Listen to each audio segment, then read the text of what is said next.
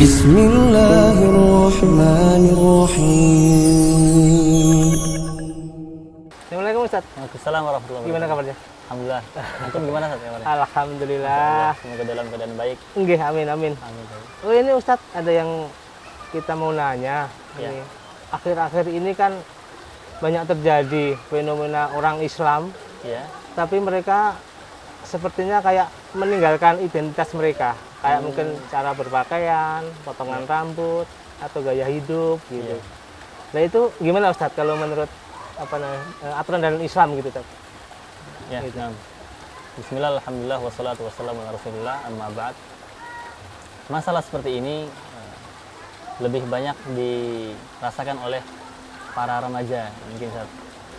Anak-anak yang beranjak dewasa, dan mereka mungkin seperti yang antum sebutkan tadi, mencari identitas. Iya. Sehingga mereka mencari identitas yang mungkin yang terkenal dan dikenal di lingkungan mereka, Iya. sehingga mereka merasa termuliakan, merasa senang dengan mereka mengikuti cara-cara yang mungkin orang-orang muslim yang mereka lakukan. Dan tentunya sebenarnya agama Islam itu sendiri sudah sangat mulia sekali. Bahkan Umar bin Khattab radhiyallahu ta'ala anhu mengatakan, agama Islam adalah agama yang mulia. Barang siapa yang mencari kemuliaan di selain agama Islam, maka niscaya Allah Subhanahu wa taala akan menghinakannya. Dan juga Rasulullah sallallahu alaihi wasallam ketika beliau melihat kaum Ansor ketika itu di Madinah, Iya. mereka di awal-awal hijrah itu masih memperingati atau merayakan perayaan-perayaan yang perayaan itu adalah perayaan orang-orang kufar, orang-orang bukan Islam. Iya. Dan Rasulullah menangkalnya. Bahkan Rasulullah menggantinya dengan yang baik. Innallaha qad abdala lakum bihima khairan minhuma yaumul adha wa yaumul fitri. Allah telah menggantikan kamu dengan yang lebih baik lagi dari dua perayaan tersebut, Idul Adha dan juga Idul Fitri.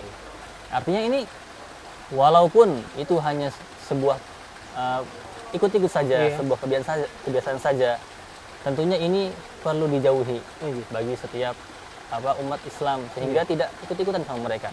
Bahkan dari semua aspek kehidupan pun, Rasulullah mengarahkan kita untuk menyelisihi kaum Yahudi dan Nasrani atau non-Muslim dalam masalah penampilan.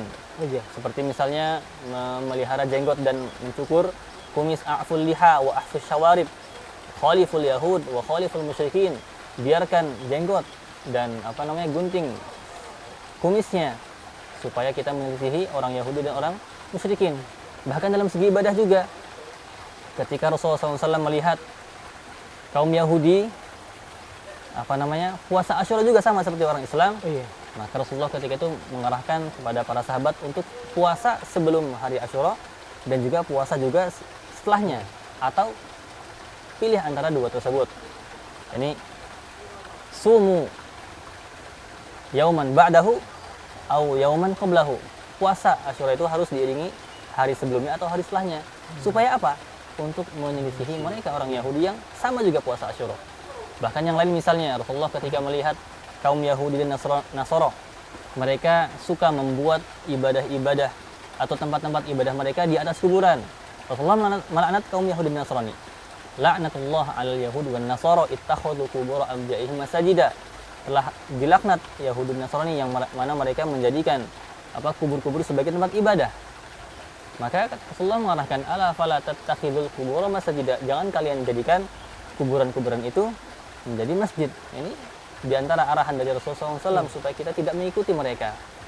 Bahkan coba kita renungkan firman Allah Subhanahu wa taala, kuntum khaira ummatin ukhrijat linnas. Kamu itu adalah sebaik-baik umat yang dikeluarkan untuk manusia. Ta'muruna bil ma'ruf wa tanhauna 'anil munkar. Mengamalkan yang ma'ruf dan juga melarang yang kemungkaran.